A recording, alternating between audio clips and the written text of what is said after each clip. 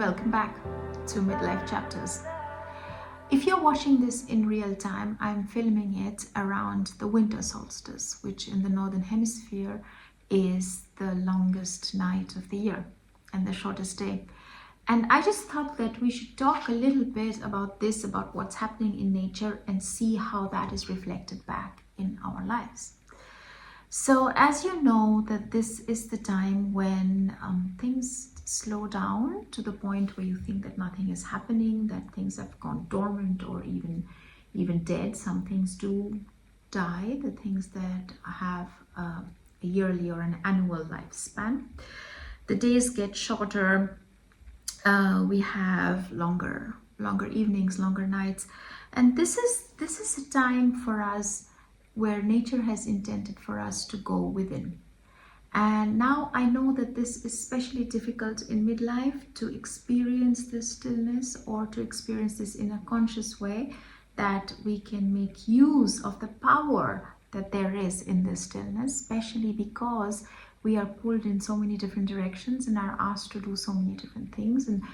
And if you celebrate the holidays, or if it's Christmas or Hanukkah, then you do know that that this end of the year can be very frenzied and very hectic, and with kids coming home, maybe if you have grown-up kids and they come home from university or from college, or you have parents that you have to visit or presents that you have to wrap, and there is just so much going on. And yet in the outside world, the nature is asking us to slow down, because that's what nature is doing. And since we are a part of nature, I think there is a lesson here somewhere to learn, and perhaps to apply it, maybe not in a huge big sense, because most of us can't afford to have so much of time, and I absolutely understand that. But perhaps in little pockets that we might find where we can invite this stillness, because this is a very conducive time to practice this. Now, to be still, and this is something I want to be very clear about, is not to not do anything, right? Stillness is often mistaken for or as being as going dead, as just stopping all action, and that's not what it is. So stillness is something like a phase where you slow down everything that is happening, such that you can listen to something much deeper that's going on. And I will explain this in a way in the walks that I take with my dog, for example. Now, the forest naturally now has become extremely quiet. The birds are quieter, so there are fewer birds also chirping, or all the noise, the activity that you have in spring and summer are just not there. Which means that I can now almost hear the silence. And I can tell you one thing, it's magnificent if you allow yourself to be in the stillness. So I normally, on my walk, I never take my phone, because I really don't want to have my phone with me all the time. And I know that people think, oh, that's not very safe or whatever, but I have never felt unsafe outside in nature. And I am in the forest all by myself with my dog, of course, so I'm not completely alone. But there are hardly any animals present as well. And I mean, they are there, they are all there, but many of them have hibernated, many of them are in search of food, and then they are, their rhythm also slows down. Something different happens this time of the year. The plants do not grow, right? So there are fewer things that are happening, and the entire nature is inviting me and us and everyone in general to notice the smaller things that are happening, and to realize that this state is important. This is the resting phase. If you are a gardener, you know how important it is to have a winter. because plants can't just grow, right? That's not how it works. So we do need to slow down. We need to invite this stillness, which doesn't mean that nothing is happening.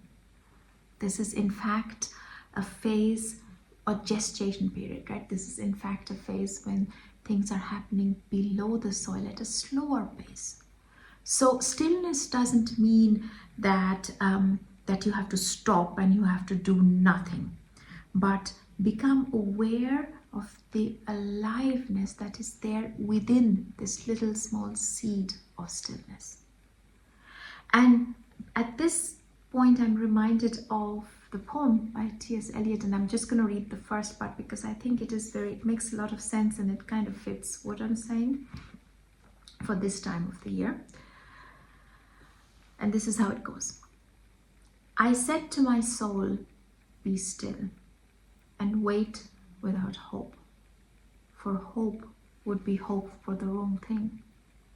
Wait without love, for love would be the love of the wrong thing. There is yet faith, but the faith and the love are all in the waiting. Wait without thought, for you are not ready for thought. So the darkness shall be the light, and the stillness the dancing. And I think that is such a beautiful reminder for the life that is there behind the stillness and what it is inviting us to explore within ourselves.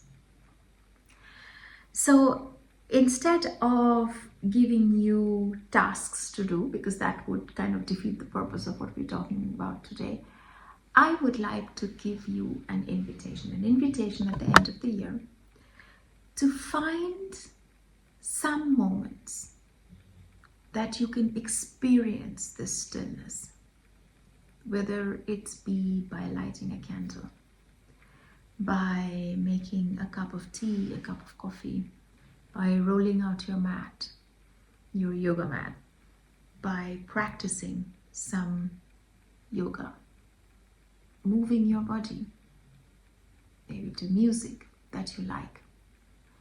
So anything that is going to help you hear or listen to the stillness that lies below all the noise that we are constantly faced with. And the only thing that I can tell you is that if you can teach yourself to breathe with it, to experience this, to live this, there are treasures to be found. And the biggest treasure that you're going to realize is how much of peace this actually brings. Because that's what we always look for, right?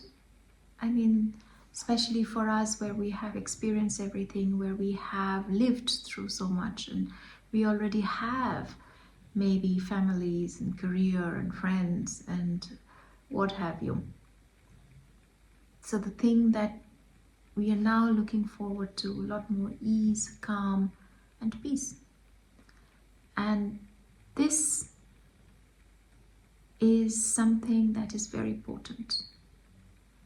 And until and unless you experience this yourself, you will not realize it, because I can go on talking, or you can listen to a lot of podcasts and go to do a lot of personal development programs and go through courses and do all of these things. But at the end of the day, you are the one who has to do this.